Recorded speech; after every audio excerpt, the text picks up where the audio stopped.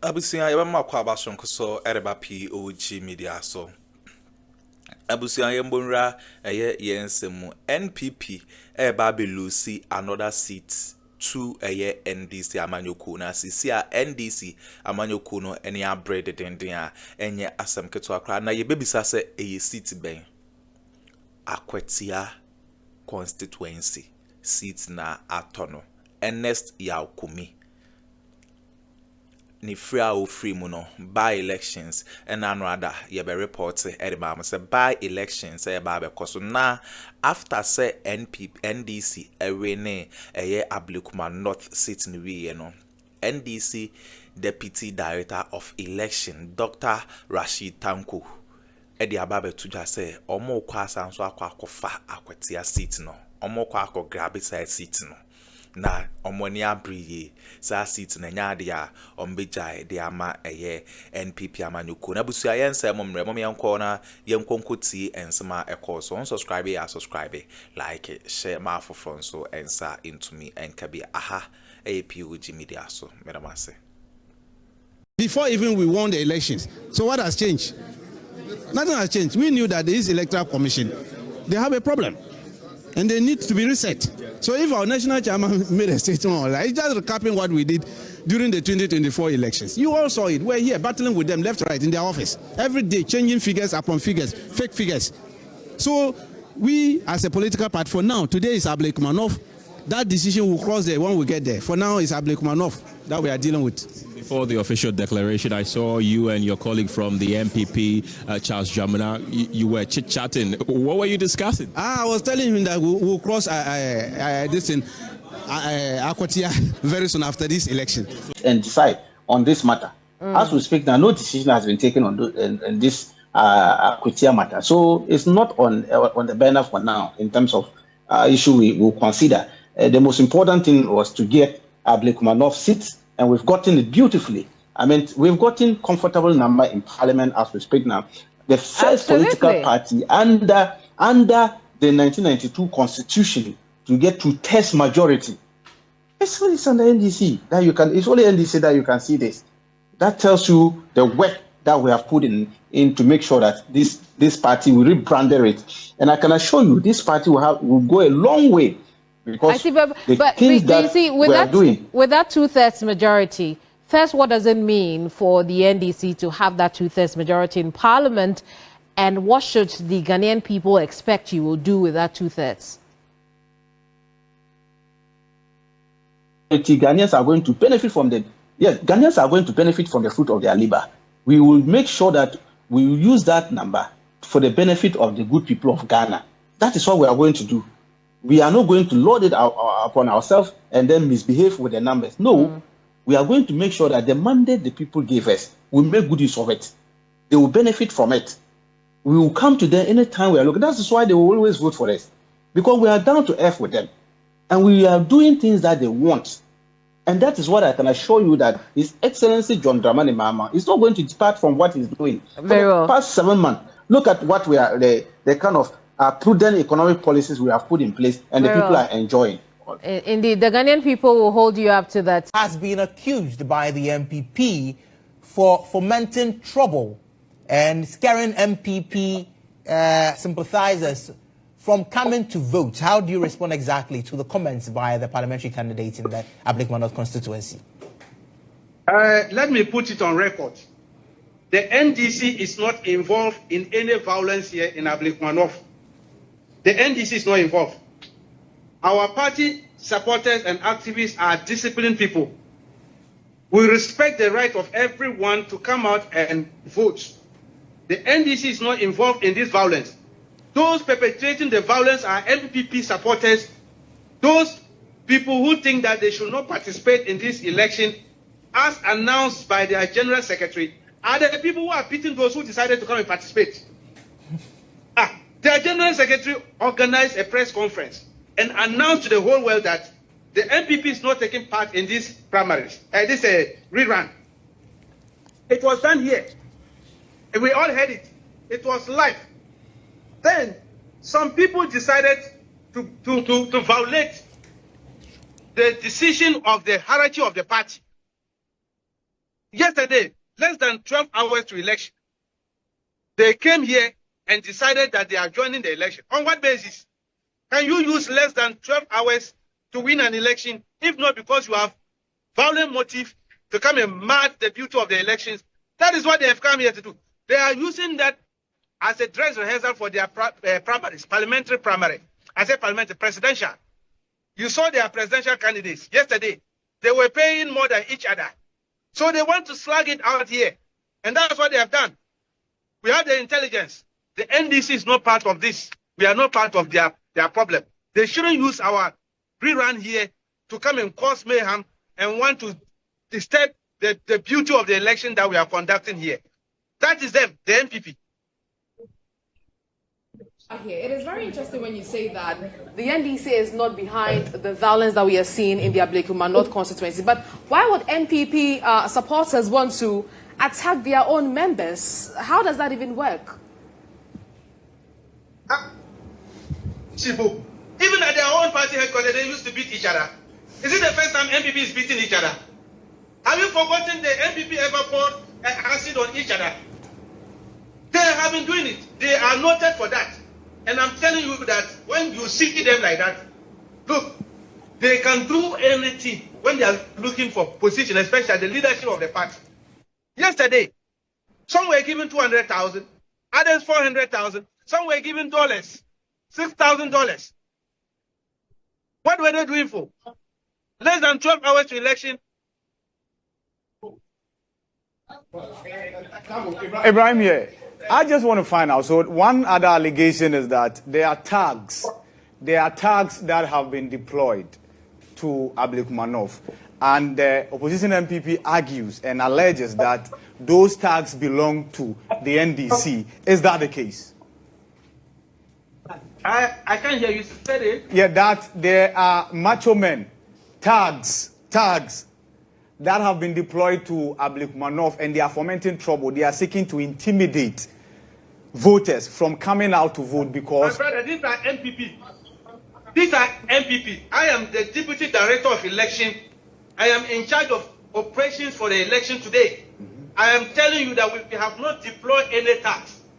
We have not deployed any tax. Once again, we are making sure that there is civility here. Why is it that all the other polling stations, there's no problem? It is only that polling station where Howard Kumsen and their organizer went there. And their party-owned people. You know they are fighting each other over this presidential thing. They are unleashed violence to each other. That is their problem. We have not. The party has not. Because, look, have you forgotten that the NDC is governing this country? The government of the day is NDC. NDC brought it to power. So why would NDC go and bring tax to come and disturb the beauty of the election? Are you then surprised that nobody has been arrested so far? Are you surprised? Which people? Are you then surprised that nobody has been arrested so far, regardless of these security breaches that we've recorded? This one, you leave that one to the security service. That is the mandate of the security service, to arrest those perpetrating the violence. Why would the NDC involve in this matter? That is the duty of the security service. When the policeman assaulted your reporter, we all condemn it. And then make sure that the right thing is done. The policeman has been interdicted because we stand with these people. Look at them. Look at NPP now talking as if we came from Jupiter and they are in F. Everybody saw it, how they did it, how they handled our people in 2019. Ayawasu was gone by election. Everybody saw it. So they have no moral justification to even talk about violence of this nature. Seat-TANKO Computer, thank you so much for speaking with us. He is the Deputy Director of Elections and IT for the ruling NDC. Let's get more clarity and some expertise into the security matters concerning this rerun. We have been joined by security consultant Professor Kwesi Enin. Prof, good afternoon. We are grateful that you could make the time to speak with us. Well, it's always a great pleasure. Thank you very much. Yeah, Prof, just gone by was the Deputy Director of Elections and IT for the NDC. And I ended my conversation with him on a post made by the Communications Minister concerning an incident that occurred in 2019. And the deputy director is saying that, well, the NPP, has no moral right to talk about electoral violence because they started it somewhere 2019. What do you make of the comments coming from the NDC? Well, electoral violence in this country has probably dates back to the 1940s. But for those of us who are not that old, I think when institutions are not allowed to work optimally, so that when infractions of our rules and our laws take place, those institutions can act. And I'm talking about the Ayawaso-West-Wogon violence. That violence was so extreme that the government then in power established the Short Commission of Inquiry and subsequently brought in Act 999, the Vigilante Act. Several things happened that laid the basis for what we are seeing today. After the committee had submitted its report, the president insinuated that they may have misread their terms of reference, which was a direct insult to the three-member panel. One person now, a Supreme Court judge, Kwesi Champong, a retired IGP, and Mr. Ernest, the former commissioner for Shraj. Okay? Now, at that time, there were non-statutory security services paid for by the state's money, and every single security minister sat in front of the committee and claimed they didn't know where those people came from. And we took it for granted. President Mahama then, candidate Mahama, said they would subsequently meet the NPP boot for boot. Okay. When those in power deliberately undermine the functionality and efficiency of state institutions and prevents them from working, this is what we see. A retaliatory politics in which history or the negative aspects of history are brought to bear on the present that affects our future. Be that as it may, what we are seeing reflects the increasing acceptance of violence as a norm in our politics, and the manner in which we see violence as a currency. So the more violent you are, either psychologically or physically, the more you are noticed by your party, and you may get some job when they come into power. So this is not something that we need to take like it's going to continue, it's going to get considerably worse, and many more people are going to get hurt, including you guys, the journalists.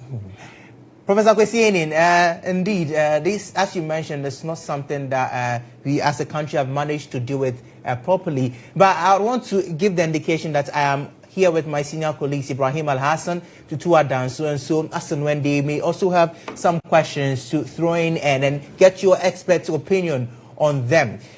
Prof, given that we have spoken largely about the post and what we have seen so far, there is cause to raise the concern as well about the preparedness of the police.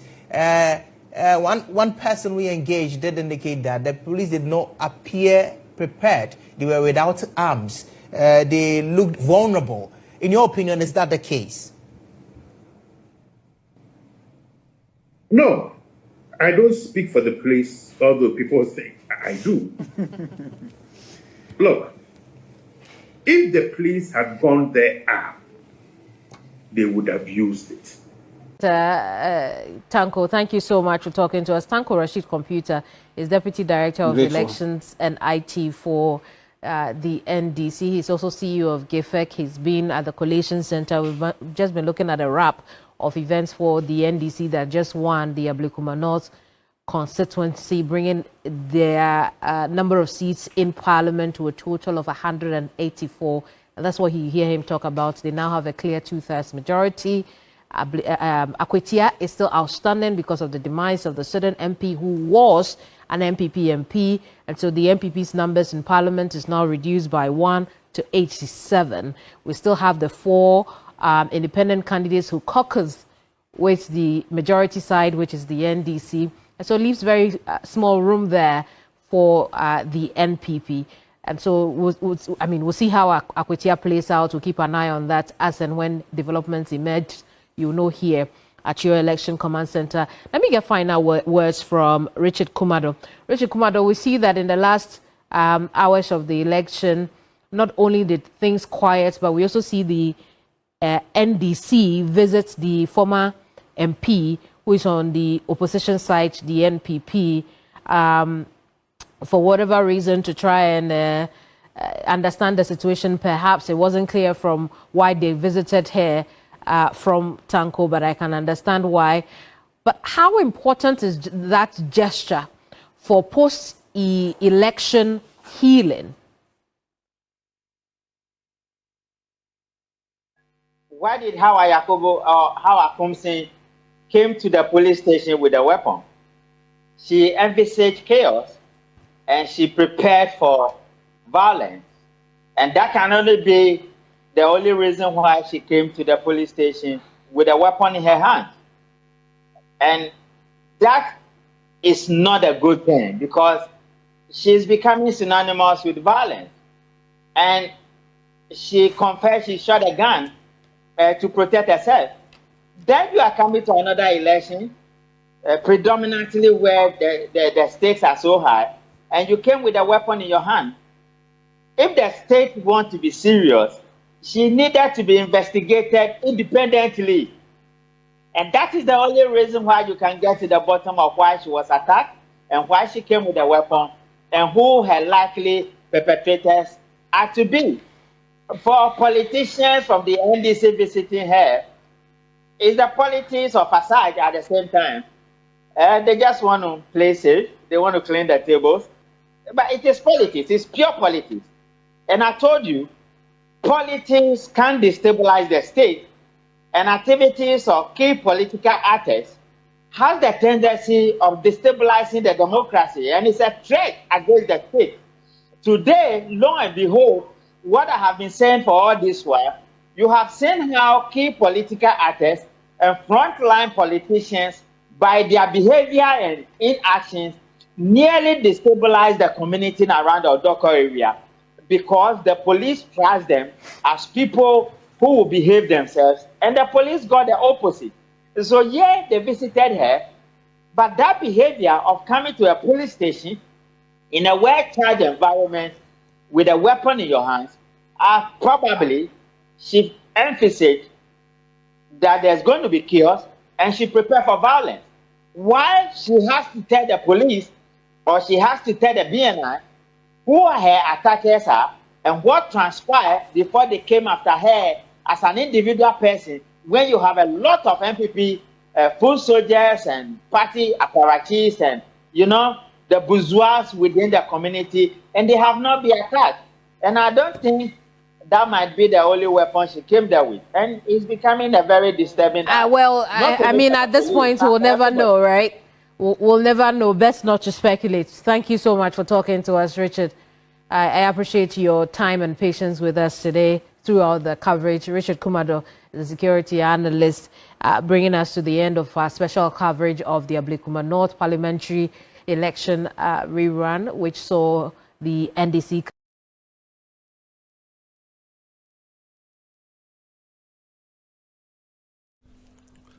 Okay, Abuzawene and Sama Ekoso, our political highway. So, Dr. Seat-TANKO and I attending cancer or this and seminar to ya or say sa Akwatia seat in the NDC, Akuffo, and Asam Ketwakra. But I must some Japan, Kokotisa, and some way at my aha, a POG Media. So, Madam.